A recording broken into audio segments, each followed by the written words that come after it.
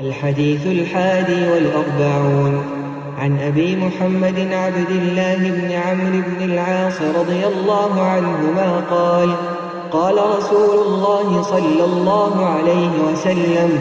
لا يؤمن أحدكم حتى يكون هواه تبعا لما جئت به. حديث صحيح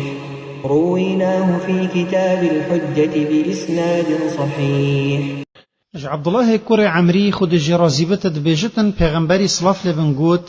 ایکش هوا باورینا اینت حتا ویانو دلچونتوی الدیف ویبن یا اسپی هاتیم. حدیث کا باشو درسته ادی کتاب الحجه دا موگو هستیه. اف حدیثه ابو فیرنگی امام نووی في حدیث ود گوهزت و حکمی بدرستی السر اتدات وی اوش کتاب الحجه على تاريكي سلوك طريق المحجه وگو هستیه وكي أو بخد بيجت وأو كتابش دانانا أبو الفتح نصر بن إبراهيم المقدسية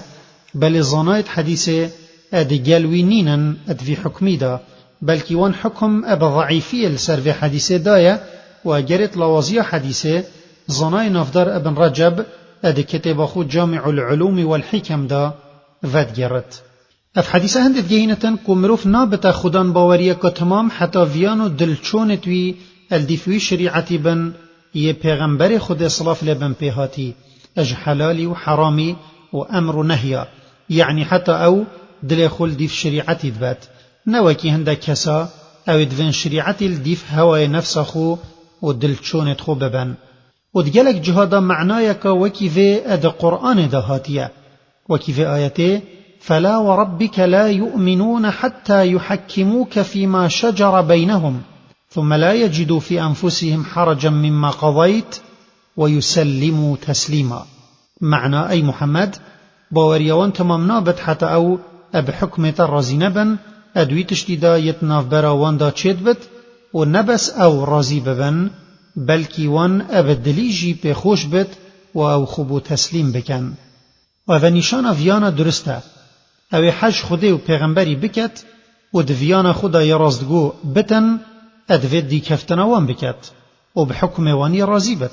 و برانبر وی چنده اویل دیف شریعتی نچت و هندک بدعای الدینی زیده کت معنی او دویانا خودا بو خوده و پیغمبری صلاف لبن یرازدگو نینه.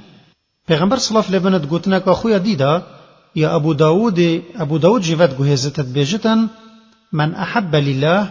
وابغض لله واعطى لله ومنع لله فقد استكمل الإيمان. هچی ویان و نویان و دان و ندانوی بو خود بت اوی باوری تمام کرد. مفاید حدیثه ایک اف حدیثه شرط باوری تمام بو ما برچاوت کرد.